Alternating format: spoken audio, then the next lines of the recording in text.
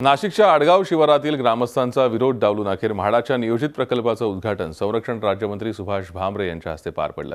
ज्या भूखंडावर प्रकल्प होणार आहे तो भूखंड रयत शिक्षण संस्थेच्या न्यू इंग्लिश मीडियम स्कूलसाठी राखीव ठेवण्याचा ठराव ग्रामसभेने याआधीच केला होता।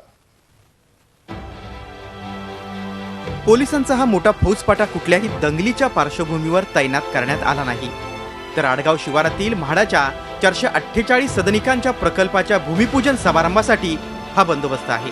ज्या भूखंडावर हा प्रकल्प उभा राहतोय त्या भूखंडावर शाळा उभी राहावी यासाठी गेल्या अनेक वर्षांपासून आडगाव परिसरातील ग्रामस्थ पाठपुरावा करत होते।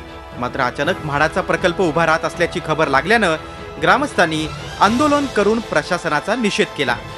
गावबंद आंदोलन पुकारलं, तरीही ग्रामस्थांचा विरोध डावलून संरक्षण राज्यमंत्री सुभाष भामरे यांच्या हस्ते प्रकल्पाचं भूमिपूजन करण्यात आलं। त्यांनी प्रकल्प लवकर पूर्ण करण्याच्या सूचना अधिकाऱ्यांना दिल्यात।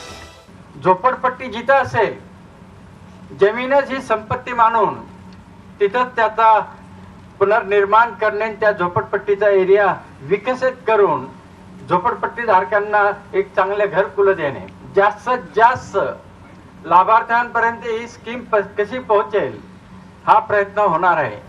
या कार्यक्रमात स्थानिक ग्रामस्थ धुडगूस घालतील, कार्यक्रम उधळून लावतील अशी शक्यता पोलिसांना वाटत असल्यानं मोठ्या प्रमाणात पोलीस बंदोबस्त तैनात करण्यात आला होता। गेल्या 2-3 दिवसांपासून स्थानिकांची प्रशासनाच्या माध्यमातून समजूत घालण्याचं काम सुरू होतं। मात्र या भूमिपूजनानंतरही ग्रामस्थांचा विरोध कायम आहे। मुलांना पुरेशा खोल्या नाही, आमच्या गावाला ज्युनियर कॉलेज नाही, आमच्या गावासाठी क्रीडांगण नाही, या अनेक अशा गोष्टी आहेत। लायब्ररी नाही, आमचे मुलं 30 किलोमीटर लांब जाऊन तिथं लायब्ररी जॉईन करतात।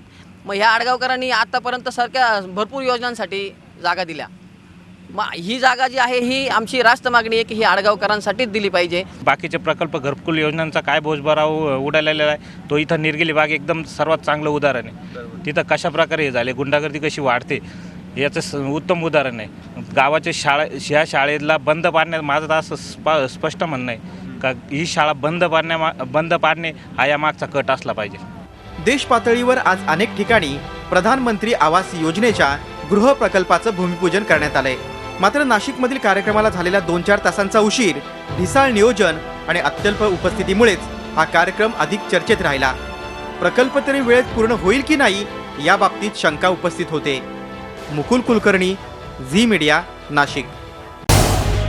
झी 24 तास रहा एक पाऊल पुढे।